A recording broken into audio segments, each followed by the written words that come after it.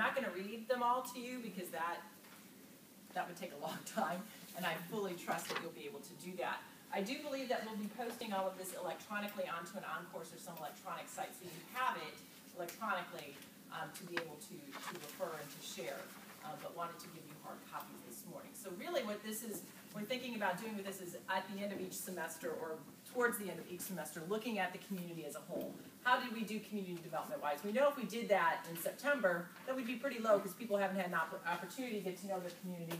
They haven't had an opportunity to get to know their staff very well and those types of things. But if we do it towards the end of the semester, it may give us an opportunity to assess that community a little bit and think about what we need to be doing to bring it along further.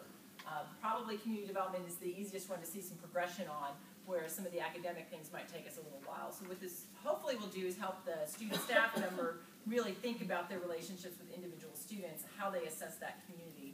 Most of my students are going to class, so that's good. But I have a couple that aren't, so maybe I need to focus on that. Or all of my students, it looks like we're a high achieving academic floor, but we're not spending a lot of time together, so maybe I need to move along the community development spectrum a little bit. But what we wanted to do is be able to put some things down that student staff could identify as behaviors in these components, because we know that some of them will need a little more specifics than some others. So some folks could assess a community pretty quickly based on their own developmental level, and others will need to say, okay, these are some of the behaviors that we see on the floor in this community, in this area. So there's a lot of writing there.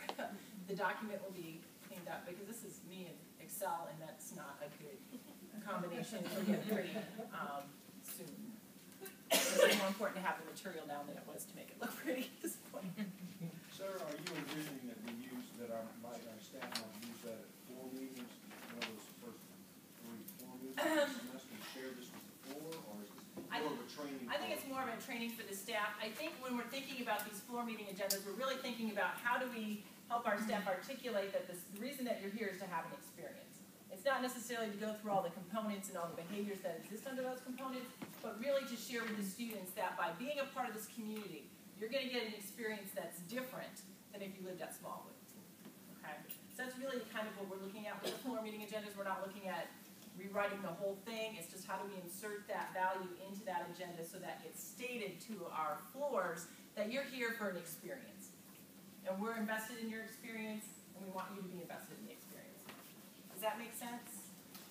As opposed to rewriting all those, because you have some tasks you need to complete during those floor meetings. We're not trying to do that business that you need to do, but we want our students, when they come in, to know that it's an expectation that we're going to provide you with an experience that's different than anywhere else, but to get that, you need to be engaged with us. So we're really not changing those floor meeting agendas drastically at all.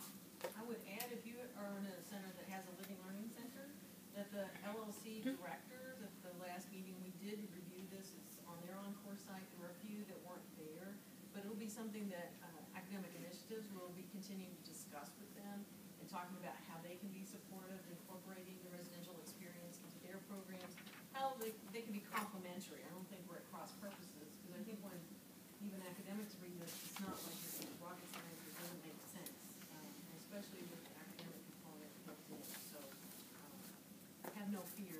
They've seen it, or they will see it, and we'll continue to have that conversation. Yeah, so really all this is a way for us to have our staff think about the community and behaviors that they're seeing and where they might fall under the values